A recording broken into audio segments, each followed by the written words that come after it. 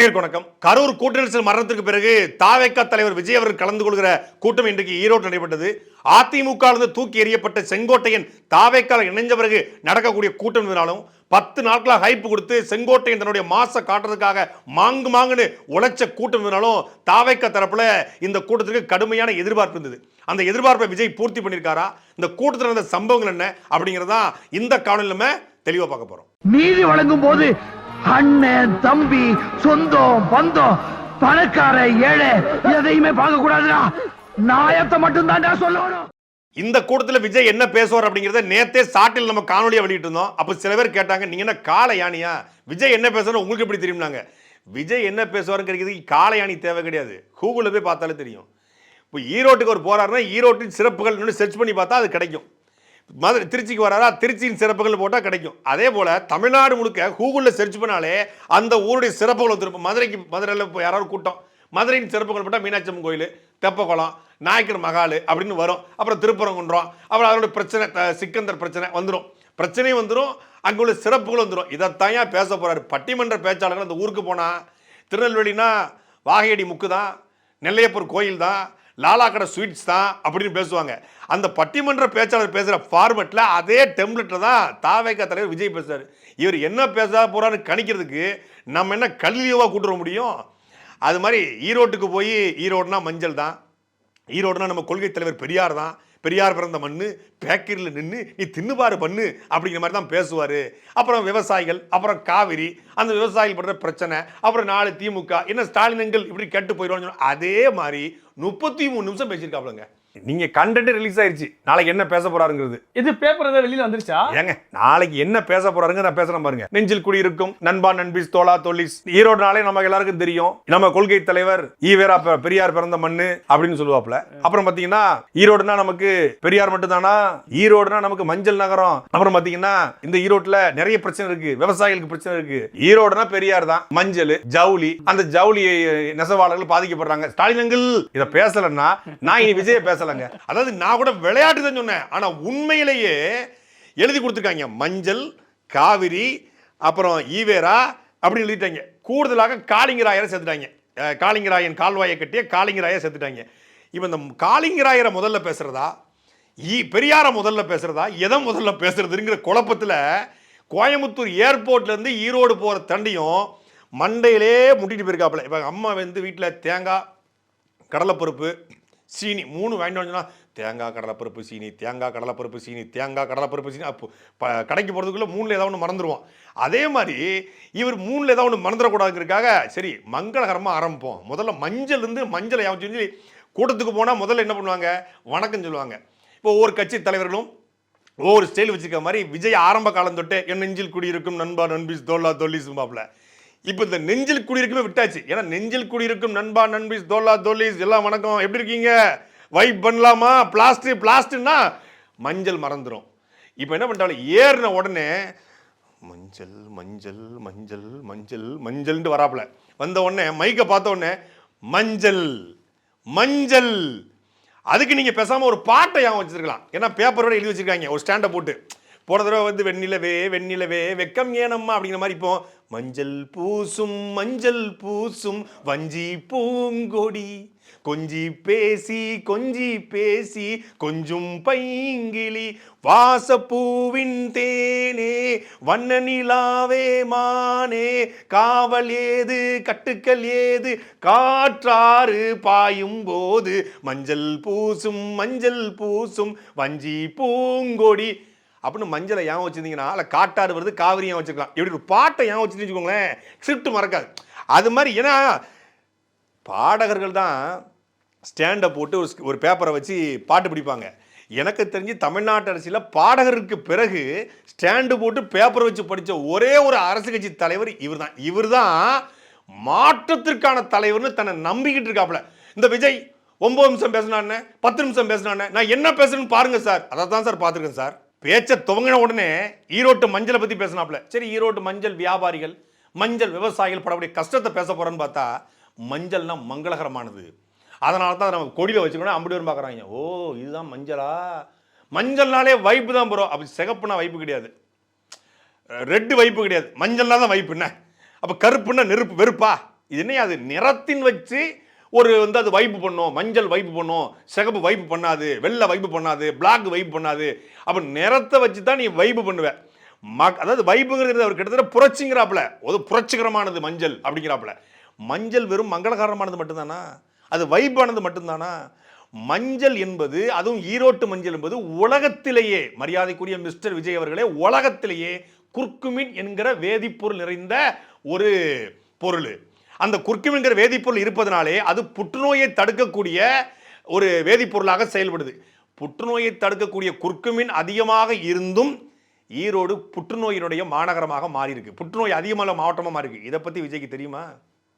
புற்றுநோய் ஏன் அதிக உள்ள மாவட்டமாக அது மாறி இருக்கு அப்படின்னா, ஒட்டுமொத்தமான ஈரோட்டினுடைய தோல் தொழிற்சாலை, ஈரோட்டிற்குரிய கழிவு தொழிற்சாலை, ஈரோட்டுக்குரிய சாய பட்டறைகள், இது எல்லாத்துடைய கழிவும் காவிரி ஆற்றுல கலப்பதனால, அந்த காவிரி ஆற்று தண்ணீரை விவசாயத்திற்கும் இதுக்கும் பயன்படுத்துவதனால கொஞ்சம் கொஞ்சமாக மது அருந்தாத, புகைப்பிடிக்காத, உங்க கட்சிக்கார மாதிரி இந்த ஹான்ஸ் ஹின்ஸ் எதுவுமே போடாத பெண்களுக்கு கூட புற்றுநோய் வருது. மார்பக புற்றுநோய் வருது, கர்ப்பப்பை புற்றுநோய் வருது, தொண்டை புற்றுநோய் வருது, சாதாரண தோல் புற்றுநோய் வருது.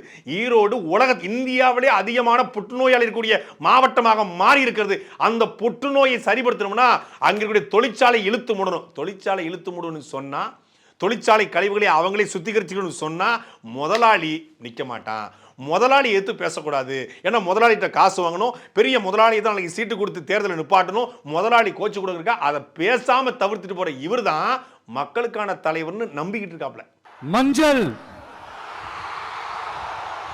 மஞ்சள் பொதுவா நல்ல காரியங்கள் ஸ்டார்ட் பண்றதுக்கு முன்னாடி இந்த மஞ்சள் எடுத்து வச்சு தான் ஸ்டார்ட் பண்ணுவாங்க. நம்ம வீட்டில் கூட நம்ம அம்மா, அக்கா, தங்கைகள் நமக்காக, நாம நல்லா இருக்கணும்ன்றதுக்காக மஞ்சள் புடவை கட்டிக்கிட்டு தான் வேண்டிக்குவாங்க. அப்படி அந்த மஞ்சள்னாலே ஒரு தனி வைப்பு தாங்க. நம்ம கொடியில கூட அந்த வைப்ரண்டான, அந்த எனர்ஜெட்டிக்கான அந்த மஞ்சள் இருக்குமே, அந்த மாதிரி மங்களகரமான மஞ்சள் விளையிற பூமி தான் இந்த ஈரோடு பூமி. மஞ்சளுக்கு சரியான விலை கிடைக்கல, மஞ்சள் விவசாயிகள் கஷ்டப்படுறாங்க அப்படிங்கலாம் தாண்டி ஒட்டுமொத்தமான மஞ்சள் வியாபாரம் இருக்குல்ல, வடநாட்டுக்காரன் கட்டுப்பாட்டில் போயிடுச்சு. மஞ்சளை வாங்குறவனு வடநாட்டுக்காரன், அங்க இருக்கக்கூடிய இடைத்தரகரும் வடநாட்டுக்காரன், விற்கிறவனும் வடநாட்டுக்காரன். உற்பத்தி செய்கிற விவசாயி மட்டும்தான் தமிழனா இருந்தான். அதுவும் கிட்டத்தட்ட 60 விழுக்காடு தோட்டங்கள் வடநாட்டுக்காரன் கட்டுப்பாட்டில் போயிடுச்சு. விவசாயம் பண்ணதும் வடநாட்டுக்காரனா மாறிடுச்சான். ஒட்டுமொத்த ஈரோட்டில் கிட்டத்தட்ட 40 விழுக்காடு வடநாட்டுடைய ஆதிக்கம் உள்ள புதிர்ச்சி. ஈரோடு பெருந்துறை சிப்காட்ல மட்டும் 62,000 வட இந்தியர் உள்ள புதிர்க்கான். இந்த வட இந்தியர் வருகையால் ஈரோடு வட இந்திய நாடாக மாறிக்கொண்டிருக்கு. இது குறித்து விஜயனுடைய பார்வை என்ன? இந்த 30 நிமிஷம் உரையில விஜயோ, புசியோ, ஆதவோ, நிர்மலோ, அருண்ராஜோ, அந்த ஒரு லவுட் ஸ்பீக்கர் ஒருத்தர் ராஜ்மோகன், இவரோ யாராவது ஒருத்தர் அந்த ஈரோட்டில் வட இந்தியருடைய ஆதிக்கத்தை பத்தி, வட இந்தியர் ஆதிக்கம் பத்தி, தாவேக்காவோட கொள்கை என்ன, கோட்பாடு என்ன, பார்வை என்ன, ஒரு இல்ல. அது ஒண்ணு இல்ல, கீழே போட்டு. வட இந்திய வந்து தமிழ் முதலாளி அடிச்சு வரட்டுறான், வட இந்திய வந்து தமிழ் தொழிலாளர் அடிச்சு வரட்டான், வட இந்திய வந்து தமிழ் பெண்களை திருமணம் செய்யறான், வட இந்திய வந்து தமிழ் பெண்களை பாலியல் வன்கொடுமை செய்யறான், வட இந்திய வந்து திருடுறான், வட இந்திய வந்து கொள்ளடிக்கிறான். அந்த வட இந்தியனால் இங்க ஒரு வேட்டைக்காடாக ஈரோடு மாறுதுங்கிற பார்வை கூட இல்லாம நீ ஈரோட்டில் வந்து நீ என்னத்தை பேசிட போறீங்க? சரி, அதெல்லாம் தாண்டி ஈரோடு மஞ்சள் விவசாயத்தை தாண்டி ஈரோட்டுக்குரிய விவசாயம் ரொம்ப முக்கியமானது. அந்த விவசாயத்திற்கு காவிரி பிரச்சனை ரொம்ப முக்கியமானது. இப்போ அந்த காவிரியில அணைகட்டுன்னு சொல்லி கர்நாடகாரன் நிற்கிறானே, நாங்கள் காவிரி தண்ணி தரமாட்டேன்றானே, அது குறித்து ஒரு வார்த்தை கூட ஏன் பேசலை? 30 நிமிஷத்தில் காவிரிங்கிற வார்த்தையே வரலையே. காளிங்கராயன் கால்வாய்க்கு போயிடுவோம், அதை பேசி விட்டுருவோம், காவிரி வேண்டாம். ஏன் காவிரியை பேசுனா? ஜனநாயகன் ஜனவரி 8 ரிலீஸ் ஆகுது. கர்நாடகாவில் காவிரி பிரச்சனையை பேசுனா, காவிரியில் சரியான தண்ணீர் வந்தால் ஈரோட்டு விவசாயம் செழித்து ஓங்குற வார்த்தையை பதிவு பண்ணுனா கர்நாடகாவில் ஜனநாயகன் ஓடாது. ஜனநாயகன் ஓடுங்கிறதுக்காகவே காவிரி பிரச்சனையை பேசாம, மேகதாதை பத்தி பேசாம, ஒக்கணைகளை பத்தி பேசாம அப்படியே கடந்து போறாருன்னா இவர் எவ்வளவு பெரிய நல்லவரா இருப்பார் பாருங்க. காளிங்கராயர் பவானி ஆற்றிலிருந்து தண்ணீரை தடுத்த 53 கிலோமீட்டருக்கு கிட்டத்தட்ட 12ஆம் நூற்றாண்டுல 53 கிலோமீட்டர் வாய்க்காலை வெட்டினார். அது வெட்டின கதையை முறையா விஜய் தான் சொல்லியிருக்காப்ல, யாருக்குமே தெரியாது. ஈரோட்டில் கூட சின்ன பிள்ளைய, கொங்கு பகுதியில் சின்ன பிள்ளைய கூட கேட்டால் கூட காளிங்கராயர் யாருங்கிறது தெரியும். ஒரு ஓட மேலே பாம்பு நினைச்சான், பாம்பு வந்து உட்கார்ந்துச்சான். பாம்பு எப்படியே உட்காரும்? பாம்பு உட்காரல, பாம்பு வந்து படுத்துருந்துச்சு. பாம்பு படுத்துச்சு. அந்த பாம்பு படுத்துறதுல அவர் அணையை கட்ட ஆரம்பிச்சாரு. அந்த பாம்பு வளைஞ்சு போன இடத்துல காவா கட்ட ஆரம்பிச்சாரு. இப்படி ஒரு வாய்மொழி கதை உண்டு. காளிங்கராயருடைய கனவுல ஒரு பாம்பு வந்ததாகவும், அந்த பாம்பு இருந்த இடத்துல அவர் அணையை கட்ட ஆரம்பிச்சதாகவும் அந்த பாம்பு வளைஞ்சு வளைஞ்சு போன இடத்துல அவர் வாய்க்கால வெட்டியதாகவும் ஒரு கதை உண்டு. இந்த கதை உலகத்துக்கே தெரியும். அதை உட்கார்ந்து ஒரு வாரமா மனப்பாடம் பண்ணிட்டு வந்து இவரே கண்டுபிடிச்ச மாதிரி இவர் தான் முதல்ல காளிங்கராயரோட வரலாறு மறைக்கப்பட்ட வரலாறு இவர் பெரிய பேசுற மாதிரியும் உட்கார்ந்து ஓட்டிட்டு உட்காந்துருக்காப்ல. சரி, காளிங்கராய் கால்வாய் வெட்டினாரு. 12ஆம் நூற்றாண்டு வெட்டப்பட்ட கால்வாய் ஒட்டுமொத்தமான கொங்கு மண்டலத்துறை விவசாயத்தை பூர்த்தி செய்கிறது. அந்த காளிங்கராயருடைய பெயரை இங்க கொங்கு பகுதியில் கட்டிய ஆசியாவிலே மிகப்பெரிய மேம்பாலமாக இருக்கக்கூடிய அந்த பாலத்துக்கு வைக்காம ஜிடி நாயுடு பேரை வச்சிருக்காங்களே, இது குறித்து தாவேக்கோட பார்வை என்ன, கருத்து என்ன? கோயம்புத்தூருடைய அடையாளம் வெறும் ஜிடி நாயுடு மட்டும்தானா? காளிங்கராயர் கிடையாதா? அந்த காளிங்கராயோட பேரை அங்க வச்சிருக்கணும். இல்லை காளிங்கராயரை அடையாளப்படுத்தல, காளிங்கராயருக்கு இந்த வெகுமதியும் இந்த அரசு செய்யல அப்படிங்கிறத ஒரு வார்த்தை கூட பேசலையே. சரி, காளிங்கராயர் அணையை கட்டினாரு, கால்வாயை வெட்டினாரு. நான் வந்தால் நாங்கள் தாவேக்கு ஆட்சியில நாங்கள் காளிங்கராயர் போலவே வாய்க்காலை வெட்டுவோம், ஆறு ஏரி தாங்கள் ஏந்தல் கம்மாய் ஊரணி குளம் குட்டையின் நீர் மேலே உருவாக்குவோம் அப்படிங்கிற பார்வை புரிதல் ஏதாவது இருக்கா? இல்ல. நம்ம காளிங்கராயன் அவர்கள் அணையை கட்டுறதுக்காக பவானிக்கு போய் பார்க்கும்போது ஒரு இடத்துல ஒரு பாம்பு வந்து உட்கார்ந்துச்சான், படுத்துச்சான். பாம்பு வந்து உட்கார்ந்துச்சான், படுத்துச்சான். ஐயோ பாவம், அவரே கன்ஃபியூஸ் ஆயிட்டார். மஞ்சளையும் காளிங்கராயனும் பேசி முடிச்ச உடனே ஒருத்தர் இலகிய மனம் கொண்டவர்னா இன்னொருத்தர் இருக்காரு. 19ஆம் நூற்றாண்டுல 1920ஸ்ல இரும்பு மனம் கொண்டவர். அவர் தான் யாரு? அவர் தான் நம்ம பெரிய யாரு. இதை அப்படியே சொன்னேன்னு இதை பேசலன்னா இனிமேல் விஜயை பத்தி நான் பேசலன்னு. அவர் யாரு? நம்ம கொள்கை தலைவர், பெரிய யாரு அப்படின்னு கேட்பாரு அப்படின்னு. அதாவது காருக்குள்ளே யாரு? நம்ம மாமா நேரு. நேரு என்ன சொன்னாரு? உன்னை தூக்கி போட்டு மீக்க சொன்னாரு அப்படிங்கிற மாதிரி பெரியாரு. அந்த பெரியார் தான் ஒட்டுமொத்த தமிழ்நாட்டையும் புரட்டி போட நெம்புகோலாம். அவர் நெம்புகோலாம், அவர் கடப்பாறையாம். சாகிற வயசுல 29 வயது பெண்ணை திருமணம் செய்து அந்த பெண்ணுக்கு தன்னுடைய சொத்தை ஒட்டுமொத்தமாக எழுதி வச்சு இவர் தான் ஒரு முதலாளி போல இருந்த இவர் தான் 5 பைசா கூட வாழ்க்கையில சம்பாதிக்காதவர்னு இந்த இளைய தலைமுறைக்கு 2K கிட்ஸுக்கு ஜென்சிக்கு அடிச்சு விட்டு உட்காந்துருக்காப்புல. ஒரு பெரியார் என்பவர் ஈவேரா என்பவர் முதலாளி. தமிழ்நாட்டை புரட்டி போட்டாராம். தமிழ்நாட்டில் அவர் நடத்தின ஆலய நுழைவு போராட்டம் எத்தனை? தமிழ்நாட்டில் பெரியார் அவர்கள் நடத்திய ஆலய நுழைவு போராட்டம் ஒன்னே ஒன்று சொல்லுங்க. அவர் தமிழ்நாட்டை புரட்டி போட்டாருங்க. அப்படி புரட்டி போறதுக்கு என்ன பண்ணிட்டாராமா, வகுப்புவாதி பிரதித்துவத்துக்கு இந்தியாவுக்கே வழிகாட்டியவர் ஈவேரா. வரலாறு தெரிஞ்சா பேசு, இல்லைன்னா தெருவுக்கு தெருவு தர்மடி வாங்குவேன். வரலாறு தெரிஞ்சா பேசணும். இந்தியாவில் ஒட்டுமொத்தமாக இந்தியாவில் முதலாக வகுப்புவாரி பிரதித்துவம் மகாராஷ்டிராவில் தான் உருவாக்கப்பட்டது. அதற்கு பிறகாக தமிழ்நாட்டில் வகுப்புவாதி பிரதித்துவருடைய தலைவர் என்று அழைக்கப்படுவர் முத்தையா முதலியார். அந்த முத்தையா முதலியார் அமைச்சராக இருக்கும்போது தான், சுப்பராயனுடைய ஆட்சி இருக்கும்போது தான் முதலாக பிராமணர் அல்லாத மற்றவர்களுக்கும் இடஒதுக்கீட்டு அடிப்படையில் வேலை வாய்ப்பு கொடுக்கப்படுது. வகுப்புவாதி பிரதித்துவம் கம்யூனல் ஜிஓ இங்க தமிழ்நாட்டில் பாஸ் செய்யப்படுகிறது. அந்த காலகட்டத்தில் ஈவேராவும் போராடினார். ஈவேரா மட்டும் போராடல. ஒன் ஆஃப் த என்ன சொல்றது, ஒரு சமூக நீதி போராளின்னு சொல்லலாம். அதுக்கு முன்னாடி ரெட்டமலை சீனிவாசனார், இங்க அயோத்தாச பண்டிதர், இங்க MC ராஜா, அதெல்லாம் போராடிட்டு இருக்காங்க. அந்த உரிமைகளை கேட்டுக்கொண்டே இருக்காங்க. அதையெல்லாம் சுப்பாராயன் என்கிற ஒரு தமிழர், சுப்பாராய கவுண்டர், அவர் தான் அவருடைய ஆட்சி காலத்தில் தான் அந்த கம்யூனல் ஜியோ போடப்படுது. அதுதான் 1947 வரைக்குமான சுதந்திரம் அடைவதற்கு வரைக்குமான வகுப்புவாதி பிரதித்துவத்துடைய இடஒதுக்கீட்டுடைய அடையாளமாக இருந்தது. சுப்பாராயன் கொண்டு வந்த அந்த கம்யூனல் ஜியோ தான். அதுக்கு பிறகுதான் சுதந்திரம் அடைந்த பிறகு அது நிறைய மாற்றங்கள் கொண்டு வரப்படுது. அதுக்கப்புறம் அம்பேத்கர் போன்ற தலைவர்கள் போராடுறாங்க, இங்க ஆணைமுத்து போன்றவர்கள் போராட ஆரம்பிக்கிறாங்க, இங்க நிறைய மாற்றங்கள் வர இருக்குது. ஆனா அதுக்கு அடித்தளத்தை போட்டு கொடுத்தது யாருன்னு பார்த்தா சுப்பாராயன், முத்தையா முதலியார். அதை பத்தி ஒரு வார்த்தை கூட இல்லையே. அந்த காலத்துல இருந்த ஒரு ஹீரோவை பத்தி பேசிட்டு இந்த காலத்துல, அதாவது 1920th செஞ்சுரியில இருந்த ஒரு ஹீரோவையும் பத்தி நம்ம பேசி ஆகணும்ல. எஸ், நம்ம ஈரோடு கடப்பாறை தான் ஒட்டுமொத்த தமிழ்நாட்டையே திருப்பி போட்ட சீர்திருத்த நெம்புகோல். ஈரோடு மாவட்டத்துல பிறந்த அவர்தான் இந்தியாவுக்கே இடஒதுக்கீடு சம்பந்தமான அரசியல் சட்டத்தை திருத்தறதுக்காக போராட்டம் நடத்தினவர். யாரு? நம்ம தந்தை பெரியாரு. 100 வருஷத்துக்கு முன்னாடியே வகுப்பு வாரி பிரதிநிதித்துவம் வேணும்னு கேட்டவர். அன்னைக்கும் சரி இன்னைக்கும் சரி ஒரு ஆச்சரியத்தோட பார்க்கக்கூடிய ஒரு மனிதர், நம்மளுடைய கொள்கை தலைவர். 100 வருஷத்துக்கு முன்னாடியே வகுப்பு வாரி பிரதிநிதித்துவம் வேணும்னு கேட்டவர். அடி பல்லகளெல்லாம் உடைச்சு படிக்க தெரிஞ்சா படி, தப்பு தப்பா படிச்சு அடி வாங்கி சாகாத சொல்லி பெரியார்ட்ட இருந்து சிலவற்றை எடுத்துக்கிறாங்களாம். அது பெரியார்ட்டு மணியம்மை எடுத்துட்டு போய் மணியம்மை வீரமணிட்டு போய் வீரமணி அன்புராஜ்கிட்ட மொத்தத்தை எடுத்துட்டு போயிட்டாங்க. இங்கே எடுக்கிறது வேற ஒன்றுமே கிடையாது. பெரியார் தன் பொது வாழ்க்கையில் 5 பைசா கூட சம்பாதிக்க வரான். 54 நிறுவனங்கள் இருக்கு. பெரியார் சுயமரியாதை பிரச்சாரத்துறை சொத்து எவ்வளவு தெரியும், மதிப்பு தெரியுமா? இன்னைக்கு 50,000 கோடி. ஒரு பிள்ளை கூட இலவசமாக படிக்க முடியாது. பெரியார் வாழ்ந்த காலகட்டத்தில் இலவசமாக ஒரு பள்ளிக்கூடம் நடத்தினாருங்க, இலவசமாக ஒரு கல்லூரி நடத்தினாரு, இலவசமாக ஒரு பாலிடெக்னிக் நடத்தினாரு. இலவசமாக ஒரு டுட்டோரியல் நடத்தினான்னு சொல்லியா? ஒரு டுட்டோரியல் நடத்தினாரா? இல்லை. அப்படிப்பட்ட பெரியார் தான் இங்கே தமிழ்நாட்டை புரட்டி போட்ட வம்பு கொள்ளுது. தமிழை சனியன் என்றும் தமிழை காட்டு முராண்டி மொழி என்றும் உன் தமிழ் தாயா படிக்க வச்சால் என்றும் ஒரு முட்டாள்தனத்துக்கு பிறகு இன்னொரு முட்டாள்தனமா? அந்த கம்பர், கபிலர், இந்த திருவள்ளுவர்லாம் முட்டாள்கள். அவர்கள் அந்த காலத்துக்கு தோன்றியவாறு பேசிட்டு போயிருக்காங்க. பிறப்புக்கும் எல்லா உயிருக்குன்னு பேசக்கூடிய விஜய் ஒரு பக்கம் அந்த திருக்குறளை, அந்த திருவள்ளுவரை அசிங்கப்படுத்திய, இழிவுபடுத்திய, சிலப்பதிகாரத்தை காவியம் என்று பேசிய ஈவேராவை தூக்கி சுமந்துக்கிட்டு பெரியார் பேரன், நான் பெரியார் மண்ணு, பெரியார் மண்ணு, பெரியாரே எங்களுக்கு மண்ணு அப்படின்னு சொல்லக்கூடிய இடத்துல தமிழர்கள் நிற்கிறாங்க. இப்போ அவர் பெரியார் பிம்பத்தை, அதுவும் பொய்யான பிம்பத்தை, ஊதி பெரிதாக்கப்பட்ட பிம்பத்தை, பெரியார் 5 பைசாக்கு ஆசைப்படாதவர், பேர் வைக்கனா கூட 50 ரூபா வாங்குவார். 50 ரூபா பேர் கொடுக்கலன்னா ரஷ்யான்னு பேர் வச்சு விட்டுருவாப்புல.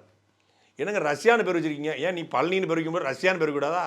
காசு கொடுத்தா நல்ல பேர் வைப்பாப்புல, காசு கொடுக்கலாம் இந்த மாதிரி ரஷ்யா, சோவியத் யூனியன்லாம் பேர் வச்சிருக்காப்புல. சோவியத் யூனியன்லாம் ஒருத்தருக்கு பேர் ஏன் அப்படி வைக்கிறீங்கன்னு கேட்டால், பழனி திருப்பதி இருக்கும்போது சோவியத் யூனியன் கூடாதா? பழனி திருப்பதிங்கிறது அது சாமி பேர், அது ஊர் பேர் கிடையாது. அந்த அடிப்படை புரிதல் கூட இல்லாத படிக்காத ஒரு தற்குறி, அந்த கால தற்குறி ஈவேரா அது வாய்க்கு அடிச்சு விட்டுருக்கு. ஏன்னா அண்ணல் அம்பேத்கர்னா 54,000 புத்தகங்களை படித்தவர், தெய்வ திருமணம் முத்துராமலிங்க தேவர்னா படித்தவர், ரெட்டமலை சீனிவாசனா படித்தவர், அயோத்தாச பண்டிதர்னா படித்தவர், MC ராஜானா படித்தவர். படிச்சுட்டு கோட் ஷூட் போட்டு அப்படி அயோத்தாச பண்டிதர் இப்படி உட்காந்துருப்பாரு. படித்தவன் லண்டனில் போய் ஆங்கிலம் பேசுவாப்புல, எல்லாம் பேசுவாப்புல. படித்தவன் சமூக நீதி காலத்தில் நின்னா அவனை ஒழிச்சு கட்டினான். இந்த ஒரு சமூக நீதி போராளி, இந்த சமத்துவ நாயகன், இந்த மானமும் அறிவும் மனிதருக்கு அழகு அப்படின்னு சொல்றாங்க இல்லையா? இந்த கடப்பாறை, இந்த நெம்புகோல், இந்த நெம்புகோல் பண்ண வம்புகோல் என்ன தெரியுமில்ல? அது சொல்லுது 1963 18/9/1963 எனது பிறந்தநாள் செய்தி. ஃபேக்லாம் கிடையாது, ஒரிஜினல். நமது சமுதாயத்தின் 4 எதிரிகள். Hello excuse me mister Vijay, இங்கே பாருங்க. நமது சமுதாயத்தின் 4 எதிரிகள்: பார்ப்பனர், நம்மில் கீழ்த்தர மக்கள், முஸ்லீம்கள், கிறிஸ்தவர்கள். சரி, பார்ப்பனர் தெரியும், முஸ்லீம்கள் தெரியும், கிறிஸ்தவர்கள் தெரியும். அது யார் நம்மில் கீழானவர்கள்? நம்மில் கீழ்த்தர மக்கள்னா நீ யார்? நீ முதல்ல நம்மில் கீழ்த்தர மக்கள். இந்த 4 கூட்டங்கள் இருக்கின்றன. இந்நால்வரும் ஏற்கனவே நம் சமுதாயத்தை பற்றி கவலை இல்லாதவர்கள் மற்றும் இந்நாளில் மூவர் தம் சமுதாயத்தை விட நம்மை விட மேலான நிலைமையில் அரசியல், பொருளாதார இயல், கல்வியியல், பதவியியல், மத இயல் முதலியவற்றில் சராசரி தன்மைக்கு மேலான நிலைமையில் இருப்பவர்கள் வாழ்வர்கள் என்று சொல்லக்கூடியவர்கள் ஆவார்கள் அப்படின்னு சொல்றாரு. அதாவது இஸ்லாமியர், கிறிஸ்தவர், பார்ப்பனர் இவங்க 3 பேருமே மேல இருக்காங்க. இந்த 4 பேர்ல 3 பேர் மேல இருக்காங்க, நம்மளோட மேல இருக்காங்க. நம்மளை விட யாரை சொல்றாரு? நாயக்கரை சொல்றாரா? நாயுடுவை சொல்றாரா? பலிஜாவை சொல்றாப்லையா? யாரை சொல்றாப்ல? நம்மில் கீழானவர்கள் அப்படின்னா யார் நம்மில் கீழானவர்கள்? அந்த நம்முங்கிறது எந்த நம்ம? இதை கேட்கணும்ல. 2K, ஹலோ ஜென்சி, ஹலோ இந்த தாவைக்கன்ஸ் அனில் குஞ்சுஸ் போய் கேளுங்க உங்க தலைவன்ட்ட. யாருப்பா அந்த 4 பேர்? 1963 ஈவேரா அப்படி சொல்லியிருக்காரு. ஈவேரிடம் கொஞ்சத்தை எடுத்துருன்னு சொல்றியே, எந்த கொஞ்சத்தை எடுத்துக்கிற? ஈவேரா நம்ம கொள்கை தலைவர்னா அப்ப அண்ணாவும் எம்ஜிஆர் யாரு? அண்ணாவும் ஈவேராட்டது நம்ம சிலவற்றை எடுத்துக்கிறோம், அண்ணாவும் எம்ஜிஆர்ட்டது சிலவற்றை எடுத்துக்கிறோம், ஜெயலலிதாட்டது கொஞ்சம் எடுத்துக்கிறோம், அஜித்குமார் போட்டோ போட்டு அவர்கிட்ட கொஞ்சம் எடுத்துக்கிறோம், அப்புறம் மோடி போட்டோ போட்டு மோடிட்ட கொஞ்சம் எடுத்துக்கிறோம், விஜயகாந்த் போட்டோ போட்டு விஜயகாந்த் கொஞ்சம் எடுத்துக்கிறோம். இதுக்கு பேர் தான் கூமுட்டத்தனங்கிறது. எம்ஜிஆரையும் அண்ணாவையும் முதல் மாநாட்டில் வச்சிருந்தா யாரும் கேள்விக்க போறதில்லை. முதல் மாநாட்டில் இல்லாத எம்ஜிஆர் அண்ணாவும் 2வது மாநாட்டுக்கு ஏன் வந்து கேட்டா, எம்ஜிஆர் அண்ணாட்டு எப்படி ஆட்சி அமைக்கணும்னு எடுத்துக்கிறோம். ஏன்னா 1967 அண்ணாவும் 1977 எம்ஜிஆரும் ஏற்கனவே அதிகாரபலமும் அசுரபலமும் கொண்டவர்கள் வீழ்த்தினார்கள். அப்படித்தானே 2014 10 வருஷமா அந்த காங்கிரஸை மோடி வீழ்த்தினாரு. அப்போ அவரையும் வச்சுக்கலாமா? 2011 2021 அசுரபலமும் அதிகார பலத்தோடு இருந்த அதிமுகவை 2021 நமக்கு நாமேன்னு போய் ஐயா ஸ்டாலின் வீழ்த்தினாரு. அப்போ அவரையும் வச்சுக்கலாமா? அசுரபலமும் அதிகாரபலம் கொண்ட யாரை வீழ்த்தினா வச்சுக்கலாம்னா அப்போ ட்ரம்ப் தான் பைடனை வீழ்த்தி வந்திருக்காரு, ட்ரம்பையும் வச்சுக்கலாமா? செப்டம்பர் 27க்கு பிறகு பாஜகவை பற்றியே பேசலை அப்படின்னு சொன்ன உடனே கேட்டுருச்சு. ஆனால் எல்லாத்தையும் கேட்டுருதுங்க. உட்காந்து சாட்டையினோட வீடியோவை ஒரு வீடியோவை உட்காந்து பார்க்குறாப்புல. அது மட்டும் தெரியுது. ப்ரோ சப்ஸ்கிரைப் பண்ணி பாருங்க. நீங்கள் சப்ஸ்கிரைப் பண்ணாமல் பார்த்துட்டு இருக்கீங்கன்னு நினைக்கிறேன் விஜய் ப்ரோ. அது ரொம்ப தப்பு. ஒரு சேனலை அவமதிக்கிற மாதிரி, எங்களோட உழைப்பை அவமதிக்கிற மாதிரி. சப்ஸ்கிரைப் பண்ணிட்டு பெல் பட்டன் அமைக்கிட்டு பாருங்க, நோட்டிஃபிகேஷன் வரும், எல்லா வீடியோ வந்துடும். ஏன்னா உங்களை பற்றி அப்டேட்ஸ் நான் கொடுத்துட்டே இருப்பேன். அப்போ எல்லா வீடியோ பார்த்துறாப்புல, நம்ம கேட்குற கேள்வி பூரா மேடையிலே பதில் சொல்லிட்டு வந்திருக்காப்புல. யூடியூப்ல போடுற வீடியோவுக்கும் எக்ஸ்ட்ரத்தில் போடுற ட்ரோல் வீடியோவுக்கும் உட்காந்து ஒருத்தன் பதில் சொல்றாங்க. நான் 10 நிமிஷம் பேசுறேன்னு சொல்றாங்க. நான் 10 நிமிஷம் பேசுறேன்னா 9 நிமிஷம் பேசுறான்னு என்ன நீங்க அவர் அரசியலை பேசலன்றாங்க, மக்கள் பிரச்சனை பேசலன்றாங்க. நான் ஒவ்வொரு ஊருக்கும் போய் மக்கள் பிரச்சனை பேசுறேன். இது மக்கள் பிரச்சனை இல்லையா? இது மக்கள் பிரச்சனை தெரியலையா? என்ன பார்த்தா உங்களுக்கு பாவமா இல்லையா? இவங்க சொல்றாங்க பிஜேபி இது கொள்கை எதிரி. யாரு நம்ம கொள்கை எதிரி? நம்ம அரசியல் எதிரி. உங்களுக்கு புரிஞ்சிச்சுங்க, உங்களுக்கு புரிஞ்சா போதுங்க. அவங்களுக்கு புரியல கூட பரவாயில்லைங்க. இந்த சாட்டை பையர் எடுக்க நீங்க புரிஞ்சுக்கோங்க. ஏன் ப்ரோ இவ்வளவு உங்களை நான் டென்ஷன் பண்றேன் ப்ரோ? ஏன் ப்ரோ இவ்வளவு பதறீங்க? பதறாதீங்க, பதறாம பதில் சொல்லுங்க. செப்டம்பர் 27க்கு பிறகு பாஜகங்கிற வார்த்தையே உங்க வாயில வரலையே. கொள்கை எதிரி அப்படின்னு மக்களை சொல்ல விட்டாப்ல, அரசியல் எதிரி அப்படின்னு மக்களை சொல்ல விட்டாப்ல. நீங்க சொல்லுங்க, கொள்கை எதிரி பாஜகன்னு ஏன் செப்டம்பர் 27க்கு பிறகு சொல்லவே இல்லை? இந்த ஈரோடு கூட்டத்தில் எஸ்ஐஆர்னால ஏற்பட குளறுபடிகள் வீடியோ போட்டீங்கல்ல, அந்த எஸ்ஐஆரை பத்தி ஒரு வார்த்தை கூட, அந்த எஸ்ஐஆரை கொண்டு வந்து பாரதிய ஜனதா கட்சி மறைமுகமாக நம்முடைய வாக்கெல்லாம் பறிக்க பார்க்குது. கிட்டத்தட்ட 50 லட்சத்துக்கு வாக்கப்பட்ட வாக்காளர்கள் இந்த பட்டியலிருந்து வெளியேறாங்க. அதுல தாவேக்கோட வாக்கு இழப்பு கூட வாய்ப்பு இருக்குது. இப்படி பாஜக மறைமுகமாக வேலை செய்யுது. பீகார் தேர்தலில் பெண்களுக்கு 10,000 ரூபாய் போட்டது போல ஆண்களுக்கும் 10,000 ரூபாய் போட்டு ஓட்டை வாங்கி ஜெயிச்சிருக்குது நிதிஷ்குமார் தலைமையிலான பாஜக கூட்டணி. இது வன்மையா கட்டிக்கத்தக்கது. இப்படி தமிழ்நாட்டுக்குள்ளேயும் இந்த பாஜக கள்ளத்தனமா நுழைய பார்க்குது. அந்த பாஜக கூட அதிமுக வந்தாலும் இந்த அதிமுக கோட்டையை கூட ஈரோடுல ஓட்டையை போடுவோம் அப்படின்னு சொல்லியிருந்தா நீ தைரியமானவர், நீர் கிள்ளி, நீர் திருப்பாச்சி, நீர் பெரிய சிவகாசின்னு நம்ம கொண்டாடி இருக்கலாம். நமக்கு ஒன்னே ஒண்ணுதான், நம்ம திமுக மாதிரி கிடையாது. நம்ம யாரு? நம்ம டிவி கேடா. விஜய் என்ன அரசியல பேச மாட்டேன்றாரு. விஜய் என்ன சினிமா டயலாக் மாதிரி பேசுறாரு. விஜய் என்ன பஞ்ச் டயலாக் பேசுறாரு. விஜய் என்ன 10 நிமிஷம் தான் பேசுறாரு, 9 நிமிஷம் தான் பேசுறாரு. நான் எத்தனை நிமிஷம் பேசினா உங்களுக்கு என்ன சார்? நான் எப்படி பேசினா உங்களுக்கு என்ன சார்? உள்ள விஷயம் என்னன்னு பாருங்க சார். பெரியார் பேரை சொல்லி கொள்ளையடிக்கிற இவங்க தான் நம்மளுடைய அரசியல் எதிரி. மக்களை நீங்க சொல்லுங்க, நம்மளுடைய அரசியல் எதிரி யாரு? நம்மளுடைய கொள்கை எதிரி யாரு? ரிப்பீட், நம்மளுடைய அரசியல் எதிரி யாரு? நம்மளுடைய கொள்கை எதிரி யாரு? உங்களுக்கு புரியுதுல்ல? எனக்கு அது போதும்யா, எனக்கு வேற எதுவுமே தேவையில்லை. நாங்க என்ன வாயிலேயே வடை சுடுறதுக்கு டிஎம்கேவா? டிவி கேடா. நாங்க என்ன வாயிலேயே வடை சுடுறதுக்கு டிஎம்கேவா? டிவி கேடா.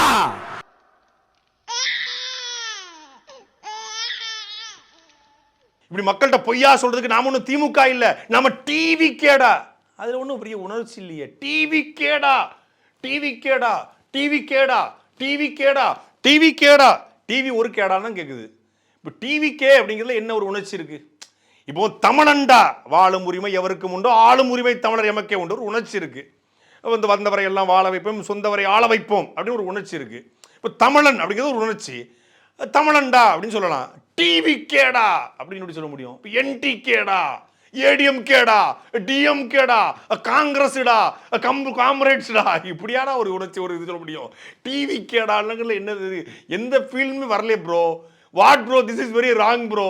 இதாவது டிவி கேடா அப்படின்னு, அதாவது இந்த சின்ன பசங்க தான் டிவிக்கே டிவிக்கே டிவிக்கேன்னு கத்துறான்னு பார்த்தா தலைமை தற்கூறியா அப்படித்தான் இருக்கு. டிவிக்கே டிவிக்கேங்குது.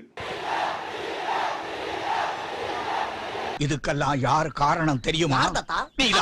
சார் தான் சொன்னாப்புல முதல் மாநாட்டில், நான் கத்தி கத்தி பேசுறது, இந்த ஆச்சா பூச்சான்னு பேசுறது, இந்த அடுக்குமொழியில் பேசுறது இதெல்லாம் நமக்கு ஆகாது ப்ரோ, நமக்கு எல்லாமே ப்ராக்டிக்கல் தான் ப்ரோனாப்புல. இப்போ பார்த்தா டிவி கேடா, தளபதிடா அப்படிங்கிறாப்புல. இப்போ இந்த விஜய் நான் உங்க வீட்டு பிள்ளை, என் கூட நிற்பீங்கல்ல, சைலண்ட் ஆயிட்டாங்க. என் வரும் நாங்கள் எதுக்கு நிற்கிறோம்? அதெல்லாம் நிற்க முடியாது. உங்களை நம்பி தான் ஏன் வந்திருக்கேன், நில்லுங்கய்யா அப்படின்றாப்புல. அப்போ கத்தி கத்தி பேச மாட்டேன்னு சொல்லிட்டு கத்தி பேசுறாப்புல. புஷியானதுலாம் ஒருபடி மேலே போயிட்டாப்புல. இது ஈரோடு தளபதியோட கோட்டை, நீங்க போடணும் வீட்டுக்கு ஒரு ஓட்டை. அவர் ஒரு பஞ்சு, அவரே ஒரு ஆளு பஞ்சு மூட்டை. அந்த பஞ்சு மூட்டை ஒரு பஞ்சு பேசுது, அது எழுதி வச்சுட்டு பஞ்சு பேசுது. இதுக்கு தளபதி கோட்டை, வீட்டுக்கு ஒருத்தர் போடணும் ஓட்டை. ஆமா, அதை ஆடுவோம் நாங்க வேட்டை, அதுதான் எங்களுடைய சாட்டை. மக்கள் ஒரு நாள் கைவிட மாட்டாங்க. மக்கள் கூடவே நிக்கிறாங்க, கூடவே நிப்பாங்கன்னு அவங்களுக்கு தெரியாம போச்சு. என்னப்பா நிப்பீங்கல்ல? போற இடமும் போர்க்களம், புறமுதுக காட்டிட்டு ஓடாம கடைசி வரைக்கும் என் கூட இருப்பீங்கன்னு சத்தியம் பண்ணுங்க. என்ன கேப்பு? ஓ இந்த கேப்பு தான் எனக்கு வைக்க போற ஆப்பா. அடச்சை. இவர் திமுக வைத்து கவர்மெண்ட் நடத்துறீங்களா இல்ல கண்காட்சி நடத்துறீங்களான்னு கேட்கறாப்ல. நீங்க கட்சி நடத்துறீங்களா இல்ல கச்சேரி நடத்துறீங்களா? கட்சி கொடுத்துக்கும் அத்தனை பேருமே 12 வோல்ட் கரண்ட் குடிச்சிட்டு வந்த மாதிரி பேசுறாங்க. 12 வோல்ட் கரண்ட் உடம்புல பாஞ்சு அப்படி இருக்கும், கிருகிருன்னு ஆயிடுவாங்க.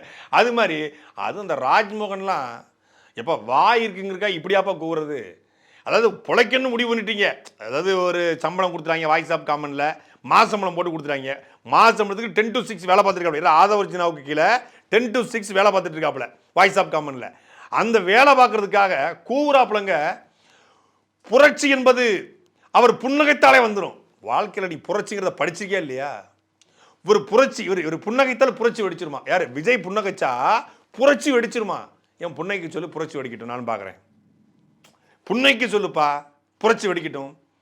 இப்போ வந்து Che Guevara, Fidel Castro, Yasser Arafat, Ho Chi Minh, Mao, Bhagat Singh, சுபாஷ் சந்திர போஸ், எங்கள் தலைவன் பிரபாகரன் இவங்களெல்லாம் பண்ணாத புரட்சியை இவர் ஸ்மைல் பண்ணால் புரட்சி வந்துடும்.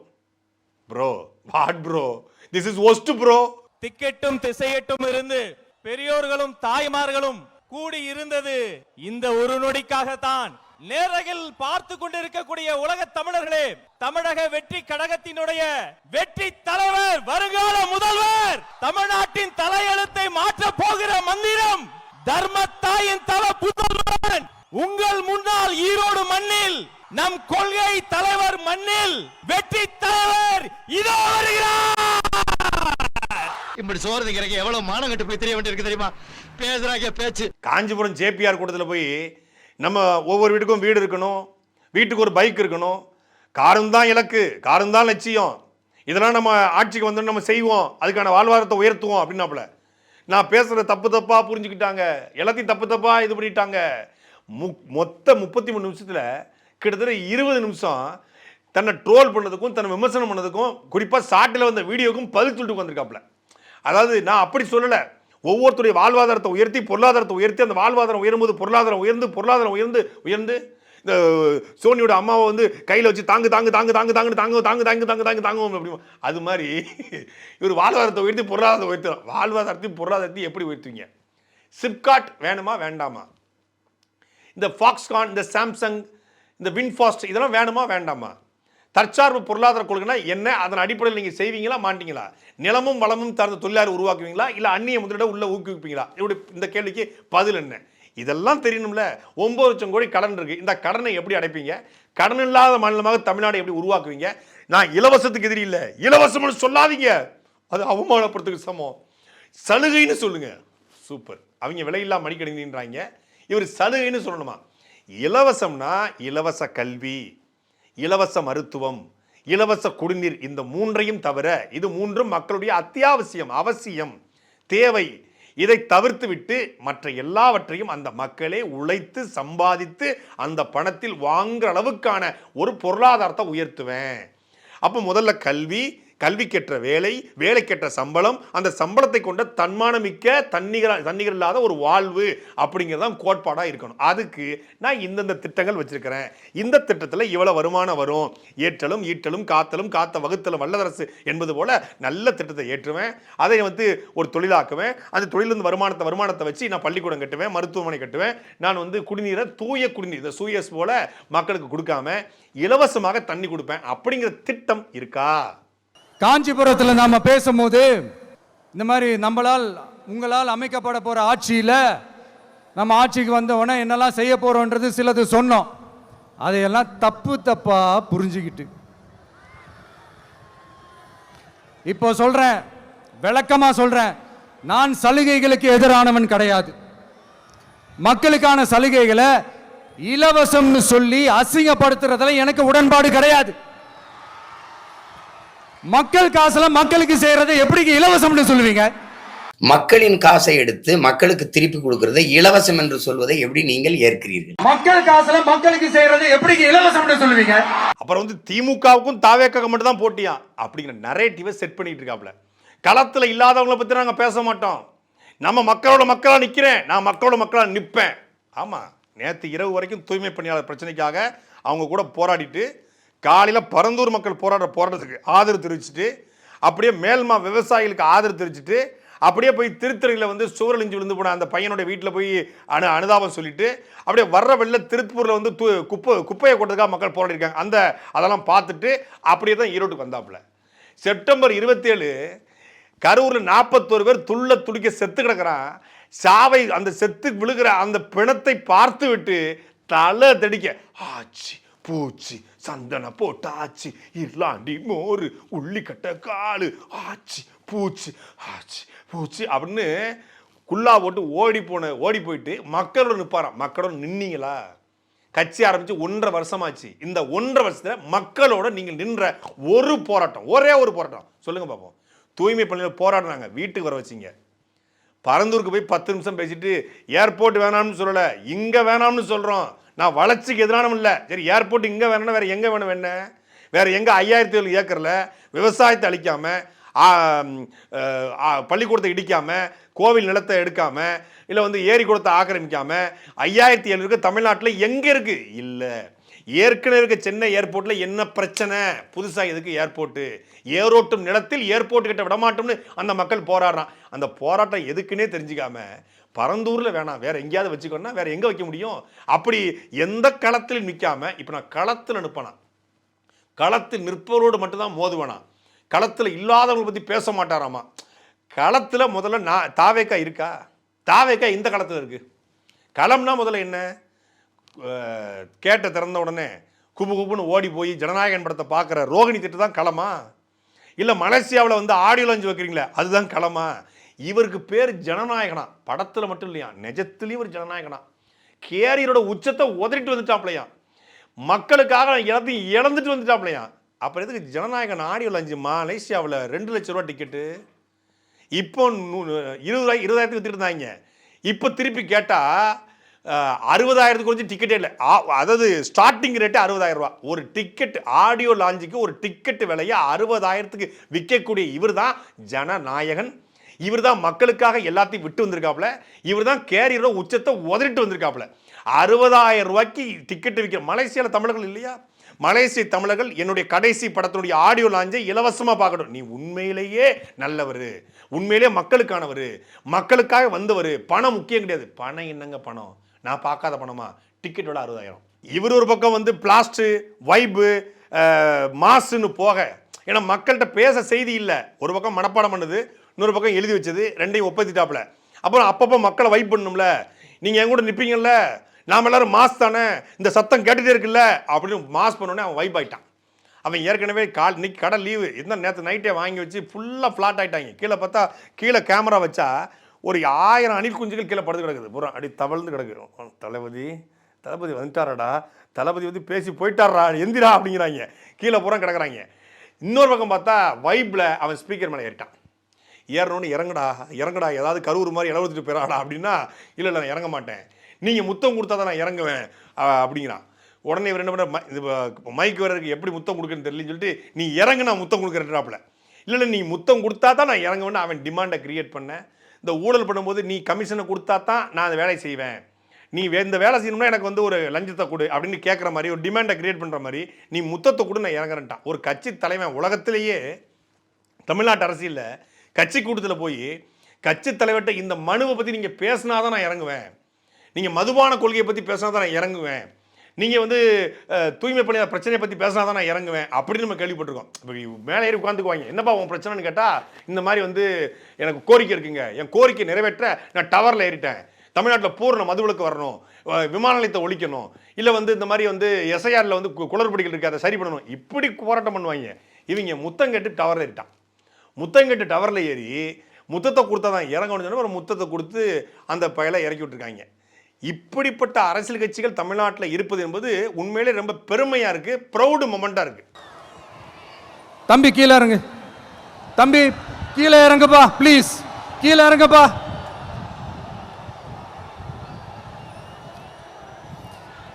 ஓகே, தேங்க்யூ கீழே இறங்குங்க,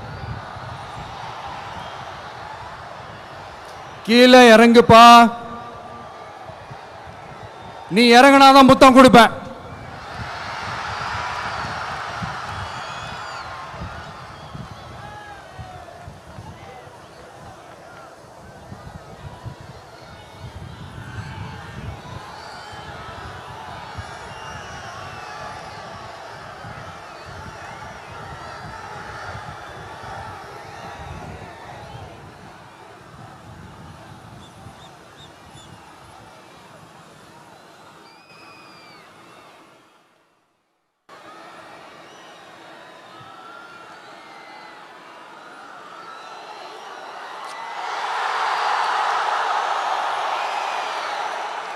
ஒரு முடிவோர்த்தம் வந்திருக்காங்க கூட்டத்துக்கு வந்துட்டு தமிழ்நாட்டில் முக்கியமான ஒரு ஊடகயாளர் போய் கேட்கிறாரு, ஒரு பத்திரிகை, அது மாதிரி விஜய் கூட்டத்துக்கு வந்திருக்கீங்களா, அவர் என்ன பண்ணுவார், அவர் எது பண்ணாலும் நல்லா பண்ணுவாருங்க. சரிங்க, என்ன நல்லது பண்ணுவார், அவர் நல்லது பண்ணுவார். சரிங்க, எதுலங்க நல்லது பண்ணுவார்? ஏங்க சொன்னா உங்களுக்கு புரியாது புறான்றான். கொள்கையை கேட்டால் சொன்னால் புரியாதுன்றாங்க. அவர் என்ன பண்ணுவாருன்னு கேட்டால் சொன்னால் புரியாதுன்றாங்க. அவர் வந்து இந்த மாதிரி கரூருக்கு வந்து அது அவரால் நடக்கலை. அவருக்கு வந்து 12ஆம் இடத்துல குரு இருக்குது. குரு பகவான் தான் 41 பேரை கொண்டான்றான். குரு மேலே பழிய போட்டான். யாரா அந்த குருன்னு தெரியல. கரூர்ல நடந்த சம்பவம் வந்து அது யாருமே பொறுப்பு இல்ல. விஜயும் பொறுப்பு இல்ல, எங்க தலைவரும் பொறுப்பு இல்ல, வேற எதிர்க்கட்சி யாரும் பொறுப்பு இல்ல. சாமி ஒரு நிமிஷம் பொறுமையா கேட்கணும். நடந்த சம்பவம் என்னன்னு தெரியாம பேசாதீங்க. அவருக்கு அவருடைய ஜாதகத்துல ராசிக்கு 12ஆம் இடத்துல குரு. அது வந்து அந்த தவறை பூரா செய்து முடித்த தேவகுரு தான் இந்த தவறை செஞ்சார். அவருக்கு ஜெயில பிடிச்சு போடுங்க. தேவகுருவை ஜெயில பிடிச்சு போடுங்கள். இந்த குற்றத்தை செய்து முடித்தவர் தேவகுரு தான். எந்த கட்சியா அந்த தற்கொலை யாருங்க? அவங்க தற்கொலை, அவங்க அப்பன் தற்கொலை, அவன் தற்கொலை. எங்க எங்க அண்ணனுக்கு தற்கொலை ஆகணும், அவன் தான் தற்கொலை. என்ன யாரும் பண்ணாததை அவர் பண்ணுவாரு, நம்பிக்கை இருக்கு. யாரும் பண்ணாதான் எதை பண்ணுவாரு? நல்லது பண்ணுவாரு. என்ன நல்லதுக்கா ஏதாவது சொல்லுங்க. எல்லாத்தையுமே மாத்துவாரு, நம்பிக்கை இருக்கு. சொன்னா புரியாது. கடைசி வரைக்கும் எதனே சொல்ல மாட்டீங்க. 2026ல உங்களுக்கு தெரியும் ப்ரோ. 2026ல உங்களுக்கு தெரியும். 2026ல உங்களுக்கு சொன்னா தெரியும். புரியாது. என்ன தெரியும்? அது 2026 வந்தா தானே உங்களுக்கு தெரியும். டிவிக்கே வரணும். சரி ரைட், நன்றி. என்ன ஊர் நீங்க? அன்னூர் ப்ரோ. அடிப்படையில இருந்து எல்லாத்தையும் மாத்தணும் ப்ரோ. அடிப்படையில இல்ல ப்ரோ. வாங்க வாங்க வாங்க வாங்க.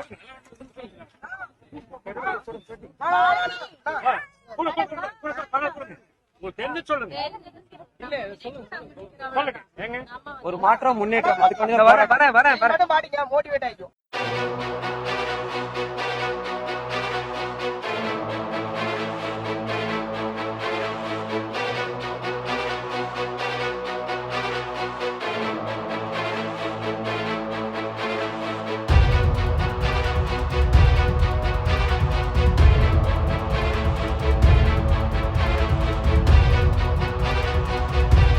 கரூரில் 41 பேர் துள்ள துடிக்க மரணம் நிகழ்ந்தும் ஒருத்தன் கூட திருந்தலை. ஏன்னா திருத்தக்கூடிய தலைவன் இல்லை.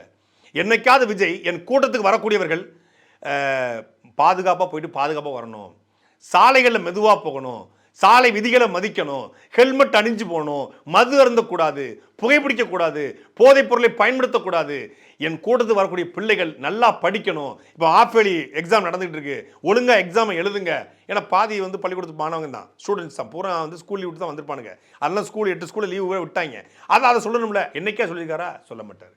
இதை எல்லாத்தையும் ஒழுக்கத்தை முதல்ல கற்றுக்கணும். அரசியல் என்பது ஒழுக்கம். நீ என்னவா பண்ணு, உன் தனி மனித ஒழுக்கம். ஆனால் ஏன் கூட்டத்துக்கு வரும்போது நீ ஒழுக்கமாக வரணும். பெண்களை மதிக்க கற்றுக்கொள்ளணும், பெண்களை வந்து பாதுகாக்கணும். கூட்டத்தை விட்டு வெளியே போகும்போது ஒருத்தர் கூட ரூல்ஸை மீறக்கூடாது, வேகத்தோட போகணும். என்னுடைய வாகனத்தை யாரும் பின்தொடரக்கூடாது. சொன்னால் கேட்க மாட்டானா? கேட்க மாட்டான், அது வேறு விஷயம். அப்படி சொல்லவாது செய்யணும்ல. இன்றைக்கும் அவருடைய பேருந்தை வந்து விரட்டி கொண்டு போய் 10 பைக்கு வந்து மாறி மாறி மோதி 5 பேர் ஐசியூவில் சேர்க்கப்பட்டிருக்கான். யாராக இருந்தாலும் அவங்க குடும்பத்துக்கு உங்கள் பிள்ளைகள் தானே. ஒரு சின்ன ஸ்க்ராட்ச் வந்து அவங்க அப்பா அம்மா நல்ல கையை உரைச்சிட்டு வாடா என் ராசா அப்படின்னு சொல்ல போகிறாங்க. அப்படி என்னை பக்கத்தில் பார்க்குற அளவுக்கு விஜய் தனித்த பிறவிங்க. நார்மல் மனுஷன்னா 2 கண்ணு 2 மூக்கு, 1 மூக்கு 1 வாய் 2 காது இருக்கும். விஜய் அப்படி கிடையாது. விஜய்க்கு 4 கண்ணு இருக்கும். முன்னாடி 2 கண்ணு, பின்னாடி 2 கண்ணு. அந்த பின்னாடிக்கு 2 கண்ணை பார்க்கத்தான் நாங்கள் போனோம் அப்படின்னு இருக்கா? விஜய்க்கு மட்டும் 2 மூக்கு இருக்குங்க. அவருக்கு முதல்ல இங்கே ஒரு மூக்கு இருக்கும், கீழே ஒரு மூக்கு இருக்குங்க அப்படின்னு ஏதாவது இருக்கா? அவருக்கும் ஒரே மூக்கு தானே. வாய் விஜய்க்கு ஒரு வாய் இல்லைங்க, அவருக்கு 4 கீழே ஒரு வாய் இருக்குங்க, பின்பக்கத்தில் முதுகு பின்னாடி ஒரு வாய் இருக்குங்க அப்படி ஏதாவது இருக்கா? அவருக்கு நம்மள மாதிரி கிடையாதுங்க. எல்லாருக்கும் நமக்கு ஒன்னே ஒன்று இருக்கும், இதயம். அவருக்கு 2 இருக்கும் அப்படின்னு ஏதாவது இருக்கா? மூளை அவருக்கு 2 இருக்குமா? எல்லாரும் நம்மள மாதிரி தான் அவரும் ரத்தமும் சதையும் கொண்ட சாதாரண மனுஷன். சினிமாவில் எப்படி இருக்காரோ அப்படி தான் நேரில் இருக்க போறாரு. அதை பக்கத்தில் பார்த்து அவரை மெய்சில் இருக்கிற அளவுக்கு அவர் என்ன மனித புனிதரும் இல்லை, பெரிய தியாகியும் இல்லை, பெரிய இல்லைங்க. அவர் சுதந்திர போராட்ட தியாகிங்க. 25 வருஷம் நெல்சன் மண்டேலா மாதிரி ஜெயிலில் வந்து இப்போ தான் வெளியே வந்திருக்காரு. அதில் கொண்டாட போனோம்னா அது சரி பரவாயில்லைங்க. 25 வருஷம் மக்களுக்காக போராடி ஜெயிலுக்கு போயிட்டு வந்திருக்காரு. அதுக்காக அவரை பார்க்கறதுக்காக கூன்னு மக்கள் ஊராக கூடி நிற்கிறாங்க. மக்களை ரசிக்கக்கூடிய டிக்கெட்டு கொடுத்து படம் பார்த்து உன் காசில் ஒன்றை மகிழ்விச்ச ஒருத்தன் என்டர்டெய்னர். இப்போ சினிமாவில் என்டர்டெயின் பண்ணவன் அரசியலுக்கும் என்டர்டெயின் பண்ண வந்திருக்கா. அவ்வளோதான். நீ ரசி கொண்டாடு, முதல் நாள் முதல் காட்சி போனது போல் கூட்டத்துக்கு போ, எல்லாம் பண்ணு. ஆனால் விழுந்து செத்து தான் அவன் கூட்டத்துக்கு போனோம்னா உங்கள் ஆத்தாப்பன் கஷ்டப்பட மாட்டாங்களா? திருந்தாத ஜென்மங்கள் இருந்தன லாபங்கிற மாதிரி இந்த திருந்தாத ஜென்மங்கள் எத்தனை முறை சாவு நிகழ்ந்தாலும் மீண்டும் மீண்டும் அதே வேலையை பண்ணும்னா சாட்டை எடுத்து நாட்டை திருத்து